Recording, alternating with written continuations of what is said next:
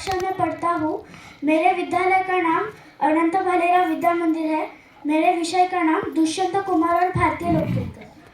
दुष्यंत कुमार आधुनिक हिंदी कविताओं के ऐसे सशक्त हस्ताक्षर हैं जिन्होंने अपनी कविता और गजलों के माध्यम से भारतीय लोकतंत्र के विंड बनाव को निर्भीकता से उजागर किया।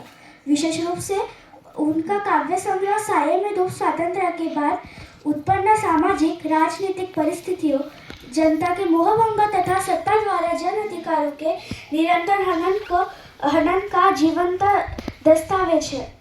उनकी रचनाओं ने आम आदमी में सामाजिक चेतना का संचार किया और लोकतांत्रिक मूल्यों के प्रति जागरूकता उत्पन्न की। तेरा निजाम है सिल्द जुबान शायर की, ये एहतियात जरूरी है इस बहर के लिए।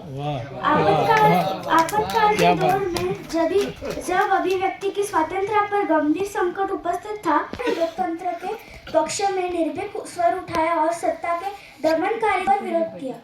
इसी कारण उन्हें जनतंत्र का सजग और प्रतिबद्ध कवि कहा जाता है। उन्होंने अपनी कविता को केवल सौंदर्य बोध तक सीमित न रखकर उसे सामाजिक संघर्ष का माध्यम बनाया। दुष्यंत कुमार की कविता में गरीब, शोषितों और अधिकारों से वंचित आम जनता की पीड़ा, आक्रोश और आकांक्षाएं स्पष्ट रूप से अभिव्यक्त होती है। मुझ में रहते हैं करोड़ों लोग, चुप कैसे रहूं, हर गजल अब सल्तनत के नाम एक बयान है। उन्होंने लोकतंत्र व्यवस्था के खोखलेपन, बढ़ते भ्रष्टाचार, महंगाई और राजनीतिक पाखंड पर तीखा व्यंग किया।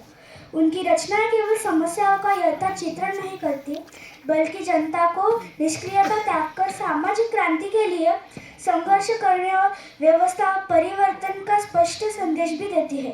इस प्रकार प्रस्तुत शोध पत्र का उद्देश्य दुष्यंत कुमार के काव्य दृष्टि में निहित लोकतांत्रिक चेतना, जनपक्षधरता और सामाजिक प्रतिबद्धता को रेखांकित करना है। सभी मान्यवरों ने मुझे इस मंच पर बोलने का मौका दिया, इसलिए मैं उनका विशेष आभार प्रकट करती हूँ।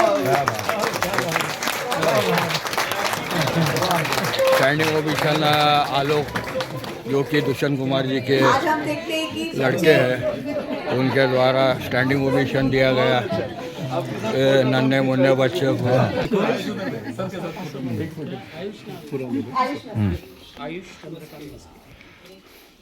इतनी सारे लोग जो है इसको यहाँ पर आशीर्वाद दे रहे हैं। तो इसी तरह जो है अपने विचारों को लेकर हमारे एमजीएम संस्था के फिल्म विभाग के